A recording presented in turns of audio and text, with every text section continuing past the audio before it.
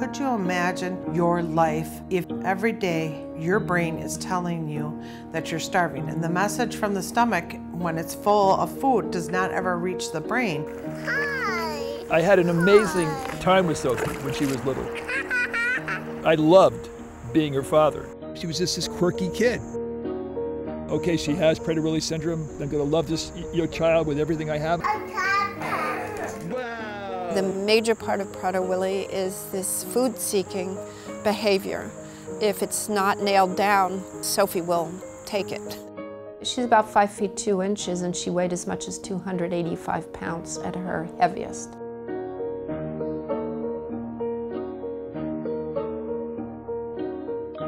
So the 15th chromosome has the error. It affects the hypothalamus. The hypothalamus affects the insatiable appetite, affects your sleep, affects your growth, body temperature regulations, all these things. To deny a person food of all things, I mean, it's not just nutrition, it's celebration, it's love, it's life itself. She started to have these meltdowns, which is very much a part of the Prader-Willi Syndrome.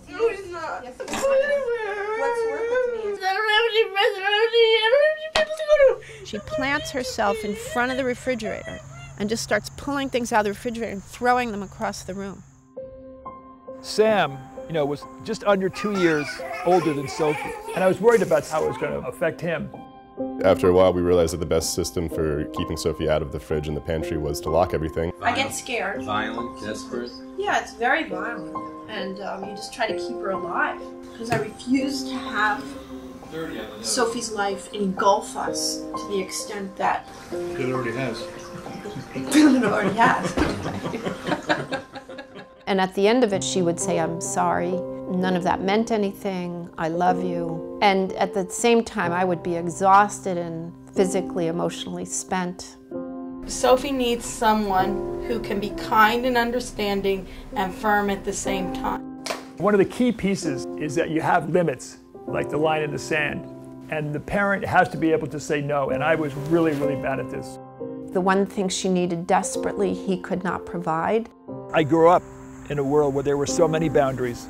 There was nobody who's going to tell Sophie what to do. She could do whatever she wanted to do. It's a chronic thing. It doesn't get better. And it's that chronic nature that I think makes this so hard, this disability. This process is fairly relentless. You came at the right time. She was in a special classroom most of the time. The public school wasn't prepared to deal with her. They didn't have the people to provide the information the way she needed it. Have you thought about looking at group homes and things like that? Yeah, we need to talk to you guys about all of this. They're getting the structure, they're getting the peer relationships, they're getting their food security, and you guys can go back to being mom and dad.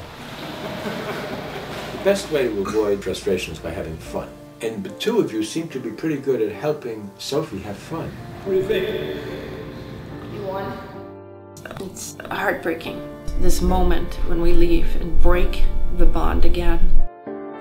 It's tough to let go of her, and it's tough to say goodbye.